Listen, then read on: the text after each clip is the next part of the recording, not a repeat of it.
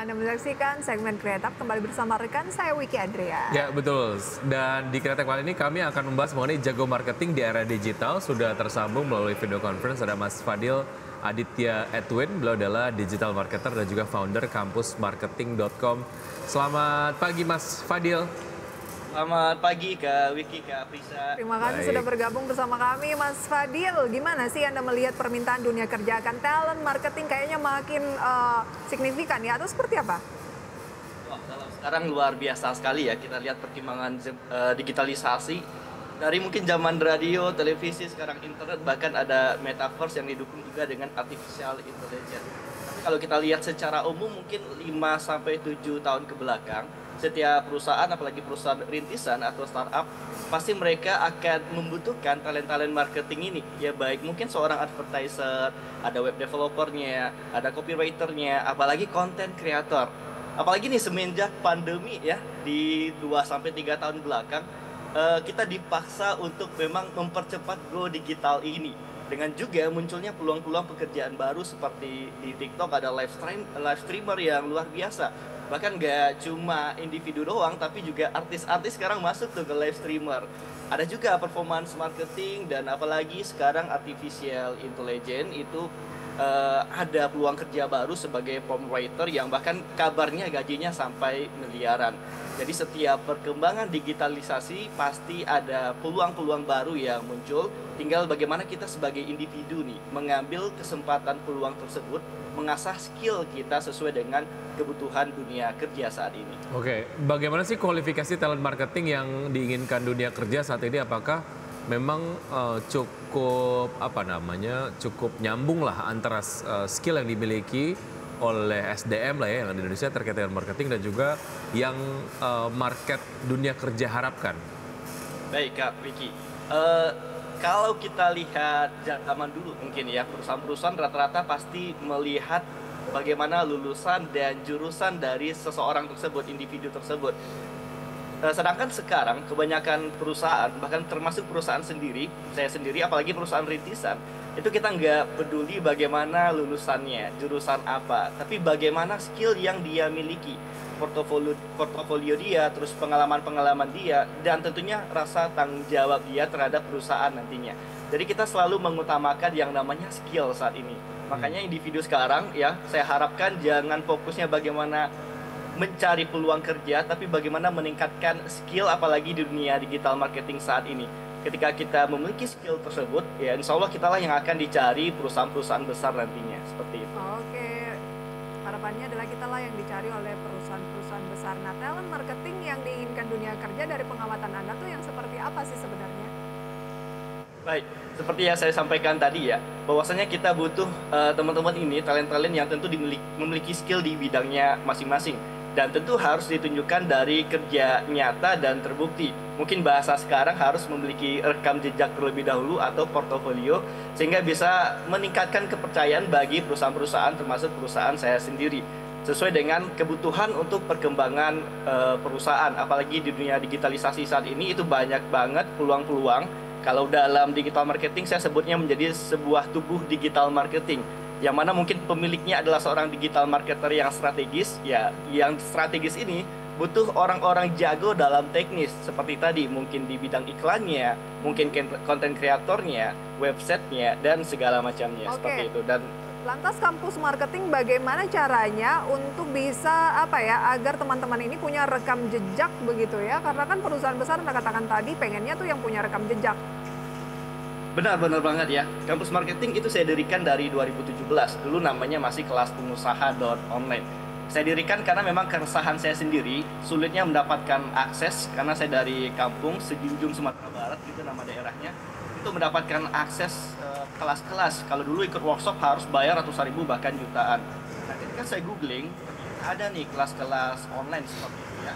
Dan saya belajar, namun dulunya masih lewat email, ya kirim di email nanti kita akses materinya. Kemudian dari situ saya berpikir, ada nggak nih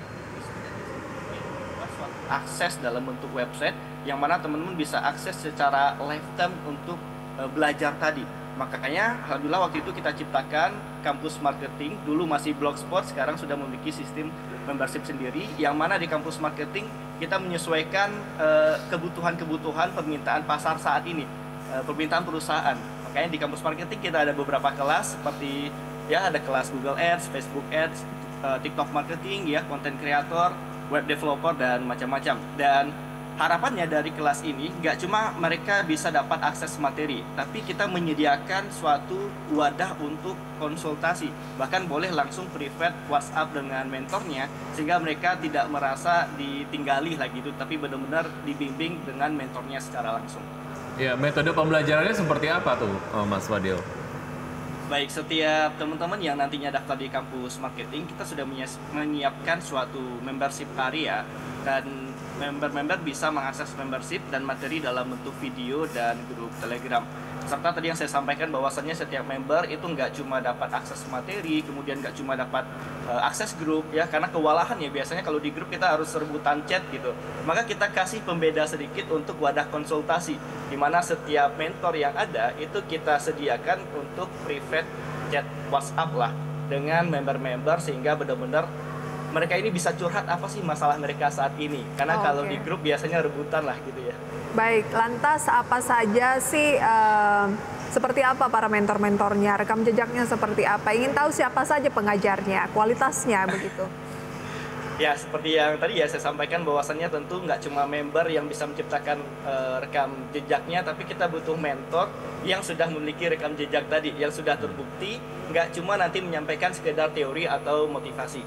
Kita ada mentor khusus di dunia Google Ads, ya, ada juga mentor khusus buat customer service, buat copywriting juga ada. Termasuk saya sendiri masih menjadi mentor di kampus marketing, saya handle di bagian TikTok dan mengkurasinya seperti apa, Mas Fadil?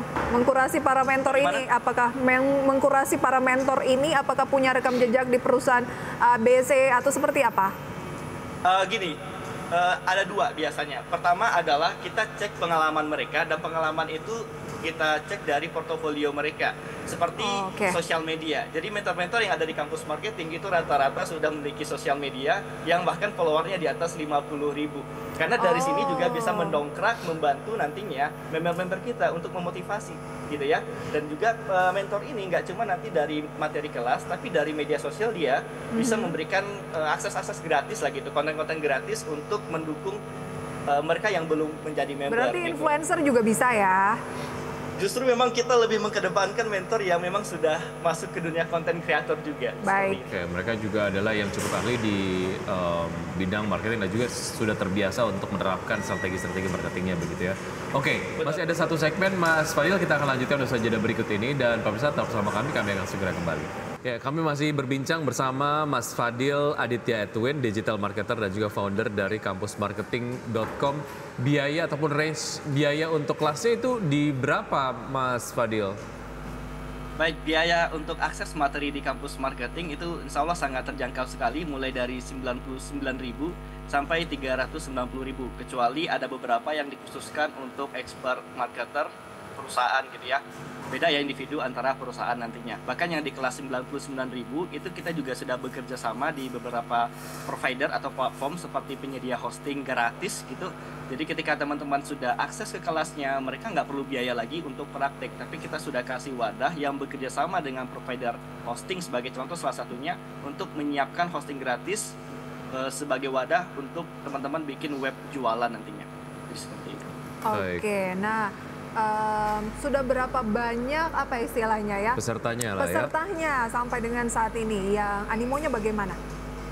Alhamdulillah semenjak kalau kita hitung dari 2019, karena dari 2017 kita masih pakai Blogspot ya, 2019 kita hitung itu sudah kurang lebih ada 14.000 member UMKM yang belajar di kampus marketing, dan alhamdulillah sudah dibimbing secara kontinu karena kita memang memiliki akses yang lifetime, jadi bisa akses seumur hidup selagi kampus marketing ini ada seperti itu. Dan harapannya memang kedepannya tentu bisa bertambah lagi, serta antusiasnya sangat luar biasa alhamdulillah, karena seperti yang saya katakan tadi bisa bimbingan juga lewat WhatsApp yang mungkin belum dimiliki di tempat lain seperti itu, yang boleh dicek testimoninya nanti di kampusmarketing.com. Oke, Kamus Marketing ini juga adalah entitas bisnis ya. Bagaimana Anda memastikan keberlangsungan bisnis dari Kamus Marketing ini ke depan, Mas Fadil? Baik, menarik ya. Ternyata kalau bangun bisnis itu lebih mudah dibandingkan mempertahankan bisnis lah gitu. Seperti kita berlayar, mungkin waktu baru berlayar itu bisa mudah lah gitu ya. Dibandingkan ketika sudah di tengah laut, di tengah samudera, terombang-ambingnya luar biasa sekali dampaknya. Sama dengan bisnis ini, kita harus menyesuaikan dengan permintaan atau kebutuhan pasar saat ini. Sebagai salah satu contohnya, ketika TikTok lagi booming-boomingnya, ada TikTok affiliate, TikTok ads, saya memutuskan terjun ke dunia TikTok ini, yang akhirnya ternyata benar nih, menghasilkan dari TikTok, kemudian kita bikin kelasnya sesuai dengan apa pengalaman yang sudah saya dapatkan tadi. Jadi kita menyesuaikan dengan kebutuhan market untuk ke depannya. Oke, kebutuhan market yang terus berubah-berubah, platformnya juga berubah-berubah, ini yang membuat harus terus beradaptasi begitu ya. Target ke depannya seperti apa, Mas? Oke, seperti yang saya katakan tadi, pertama kita berharap tentunya member bisa bertambah. Targetnya di tahun ini bisa mencapai 20 ribuan kurang lebih buat member di Kamus Marketing.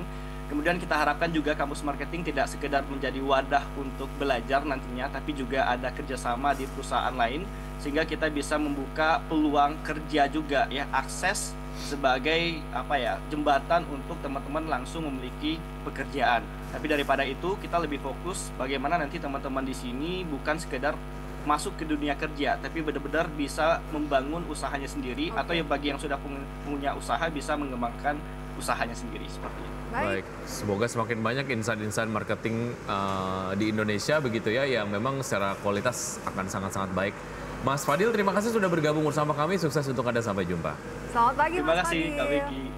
Oke, pemirsa, itu dia. Semoga bisa menjadi referensi untuk bisnis maupun kehidupan Anda sehari-hari, pemirsa. Dan kami tampilkan kembali data ataupun informasi seputar update dari market pada pagi hari ini. IHSG kembali turun cukup signifikan dari pembukaan, 0,23% di 6.670.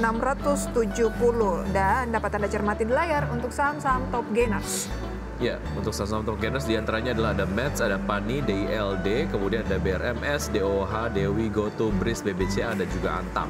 Top losers ada S Hardware, Hill, Booming, Artos Mil, NATO, dan beberapa saham seperti AMRT, pemirsa ya. Dan tentunya ini masih terus bergerak karena pembukaan market baru berlangsung 27 menit. Ya, baik. Dengan begitu sudah 90 menit.